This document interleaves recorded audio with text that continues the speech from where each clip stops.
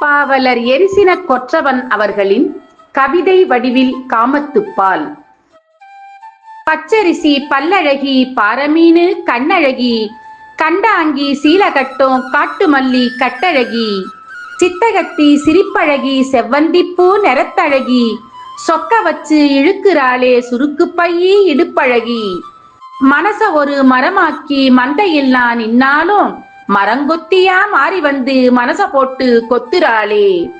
நெல்மணியா உருமாறி நிலத்தோட கிடந்தாலும் உரலுக்குள்ள தூக்கி வச்சு உலக்க போட்டு குத்துறாளே. மரவண்டா மாறி வந்து மனச போட்டு கொடைகிறாளே. கெட்டித்தயிர் ஆக்கி என்ன மத்த போட்டு கடைகிறாளே. வண்டி மயில் கண்ணெழுதி வஞ்சி என்ன மயக்குறாளே. ஓட்டில் வச்சு வறுக்கிறாளே உலக்கு போட்டு அளக்குறாளே. வகுடெடுத்து சீவி எந்தன் வாலிபத்தை பின்னுறாளே.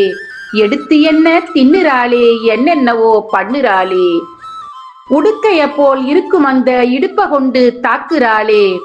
ஊதுகுழல் ஆக்குறாளே என ஊதி ஊதி பாக்குறாளே. முத்தமிடும் ஆசையில முனிபுடிச்சு ஆட்டுதடி.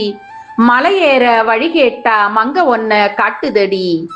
முத்தமிடும் ஆசையில முனிபுடிச்சு ஆட்டுதடி. மலையேற வழி கேட்டா மங்க ஒன்ன காட்டுதடி. சுந்தரியே நம் காதல் சுவையாகி போச்சுதடி. ஊர் பேச்சும் ஒரு வகையில் உறுதுணையா ஆச்சுதடி. சுந்தரியே நம் காதல் சுவையாகி போச்சுதடி. ஊர் பேச்சும் ஒரு வகையில் உறுதுணையா ஆச்சுதடி. திருக்குறள். பால் காமத்துப்பால். இயல் களவியல். அதிகாரம் 115.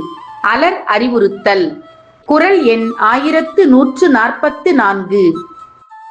கவ்வையால் கவ்விது காமம் அதுவின்றேல் தவ்வென்னும் தன்மை இழந்து.